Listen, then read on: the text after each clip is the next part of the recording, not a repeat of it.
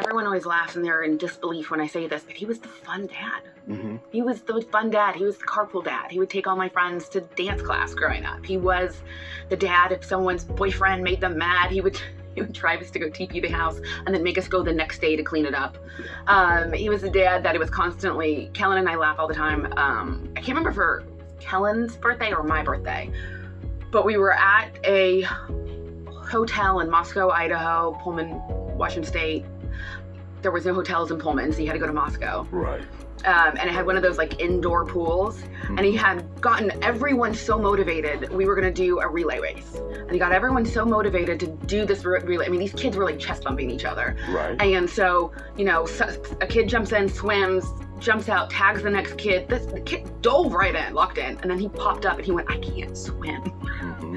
And Dad just jumped in after him, and we were laughing. He was like, "Why didn't you say?" He was like, "I wanted to win. You told us not to let the pool beat us." Like, you can't swim. Right. But that really was how he was, right? He was just really the fun, our house was the meeting ground house. Our house, our friends would all come in after team film and eat the remaining food, or after recruiting visit and grab the barbecue that was left over. Like, it was such the meeting place. Harder and tough, and he felt like he needed to be my coach all the way probably through middle school. And then once I got to high school, he backed off. He was terrific. I think he had a lot of respect for my high school program, and he didn't want to be cumbersome of my high school coach. And there was a lot of trust but I think he's always appreciated and valued high school coaches first and foremost. Probably starting with his dad, and that. I didn't need another coach at that point in my life. He understood I needed a dad. Yeah. And truthfully, that was the hardest adjustment I had to college. And that dad was now coach. Yeah. And I remember there was a moment my freshman year I was struggling real bad. And my struggles were nothing abnormal for a freshman. Right. I'm just going through the trials and tribulations of I was a developmental freshman. I was a developmental freshman in a super high level program, which came with a lot of adversity, right? Right. And my coach was holding me accountable to every single mistake, just like he's supposed to. But I didn't have an outlet. Yeah. I didn't have anybody to call. The kind that I was supposed to be, that I had always leaned on, was now the voice that was giving me the most problems. Right. And, I remember we had a particularly tough day. The next day was a day off, and I was alone in my thoughts. I was doing an awesome job at kicking myself in the butt twice, right? And I remember I called him, and he was still upset at how I played. Yeah. And he kind of answered the phone, "Hey, what do you want?" And I said, "Man, this isn't going good." Right. I guess they were. And I said, "I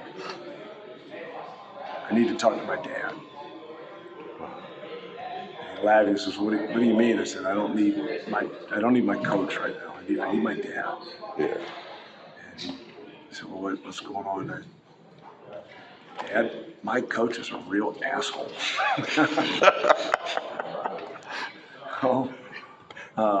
And he got the biggest chuckle, and he got the biggest laugh, and I said it just as simple as that. It's so much of a continuation of how Kellen and I grew up, right? Like, half of family dinner would be salt and pepper shakers dissecting a play, and then the other half was, how do we get people to a game? How do we, we've got this kid, this former player, how do we, looking for a job. Like, there's been so much of what we do now is how we grew up. My dad was a coach's kid, right? So his memories were of going to his dad's practices and being around his dad's players. And that is very much how Kellen and I grew up. Yeah. And that's how Kellen's kids are growing up. And so it's just so much of a continuation of our formative years. He was around as often as he possibly could growing up. The job took him at times, and so 12 years to be able to work shoulder to shoulder with him physically. Yeah. But 12 years we've been connected emotionally, we've been connected mentally. 12 years our thoughts have been collectively linked together on how do we elevate, improve, and how do we keep chasing down the titans of college basketball, and to do that shoulder to shoulder with your hero. Yeah. Come on, it's a storybook. We're living in Camelot, and I just never took it for granted. Well, it's been the highlight of my career. I'm not sure I'd still be coaching if it weren't for my son and daughter. They do such an awesome job.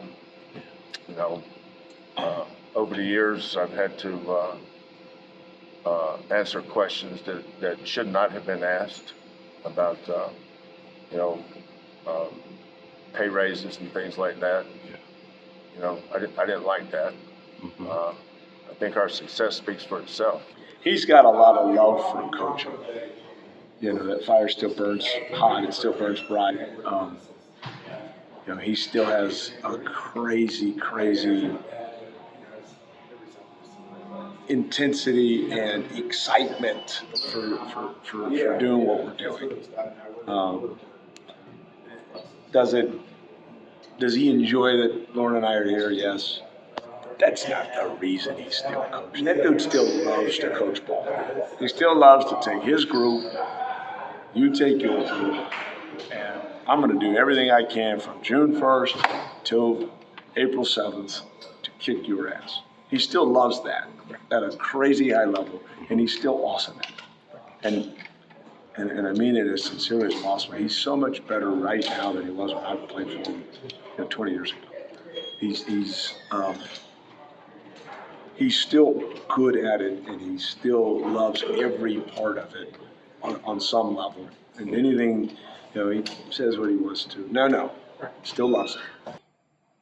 At his lowest, which would probably be, 08, put his head down and worked. He got better. Yeah. Right? I think a lot of people would wallow. I think a lot of people would yell to the sky about the injustice of it all. Yeah. And he went to work. He got better. He developed a new skill set. And I think the result is the most epic part of his career is coming now. Mm-hmm. Because he got to work. Yeah.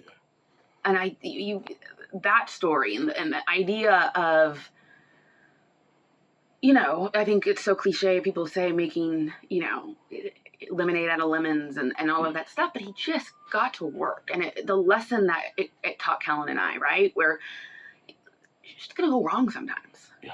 Right? I lovingly say to my interns, life's going to bitch slap you. Yep. It's inevitable. Mm-hmm. Get back up. Yeah. Right? Like, just get back up. Go back and fight. For sure. And he just showed fight. Yeah. Right? I think that's the biggest lesson I've taken. I'm not on the court, but I fight, right? Like if something goes wrong and I don't like it, I don't take it. Right. No. And if that means I got to do it by my cool, Okay. like cool. But I'm not going to take what somebody else views as good enough for me. For sure. And that is the biggest thing I've taken from him. I think sometimes parents always tell their kids how proud they are, but I'm really proud. And it's the same thing I say, and I'll get teary up, but I say it every Father's Day. I'm so proud to be his daughter for everything that no one else gets to see.